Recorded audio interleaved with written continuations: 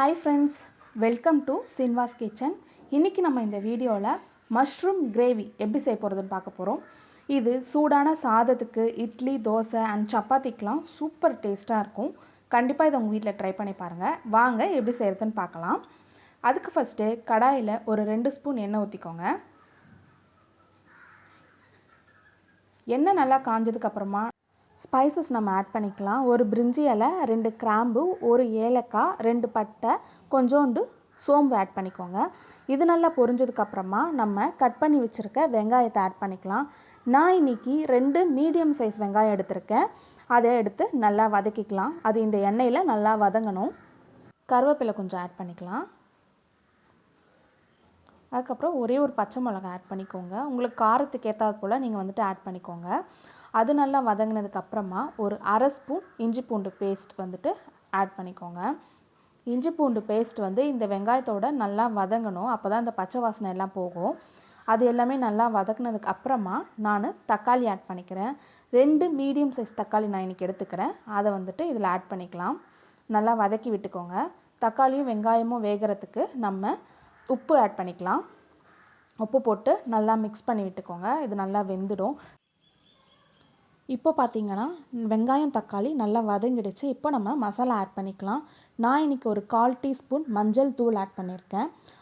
1 spoon மிளகாய் தூள் add பண்ணிக்கோங்க. நீங்கள் காரத்துக்கு ஏற்றாற் போல் ஆட் பண்ணிக்கோங்க. நான் இன்றைக்கி கொஞ்சம் காரம் வேணுன்றதுக்காக 1 ஸ்பூன் எடுத்திருக்கேன். உங்களுக்கு வேணாம் ஒரு மீடியம் சைஸில் இருந்தால் போதும்னா நீங்கள் 1 ஸ்பூன் எடுத்துக்கோங்க போதும். இப்போ இதை நல்லா மிக்ஸ் பண்ணி விட்டுக்கலாம். இது கூட பார்த்திங்கன்னா நம்ம எடுத்து வச்சுருக்க கரம் மசாலாவையும் ஆட் பண்ணிக்கலாம். அதுதான் அந்த காளானுக்கு ஒரு நல்ல டேஸ்ட் கொடுக்கும். இதை இப்போ எல்லாத்தையும் மிக்ஸ் பண்ணி வச்சுக்கலாம். இது எல்லாத்தையும் நல்லா மிக்ஸ் பண்ணிவிட்டு இந்த மசாலாலாம் கரிஞ்சி போகாமல் இருக்கிற கொஞ்சோண்டு தண்ணி ஆட் பண்ணிக்கோங்க. தண்ணி ஆட் பண்ணிவிட்டு நல்லா மிக்ஸ் பண்ணி விட்டுக்கோங்க.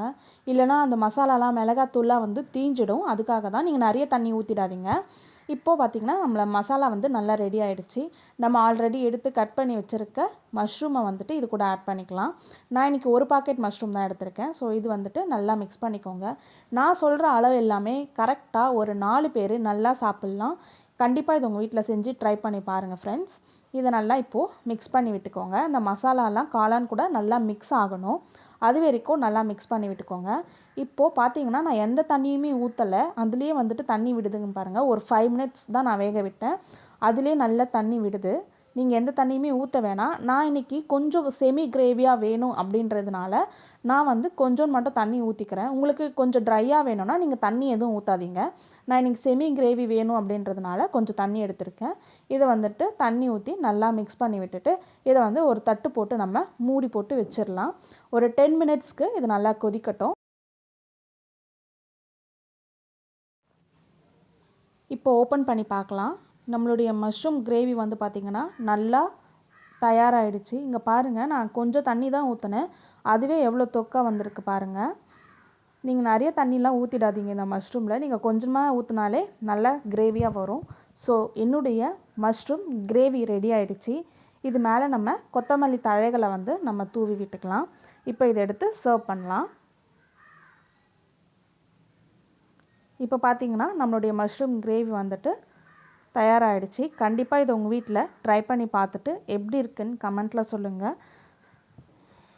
தேங்க்யூ ஃபார் வாட்சிங். Subscribe for more videos.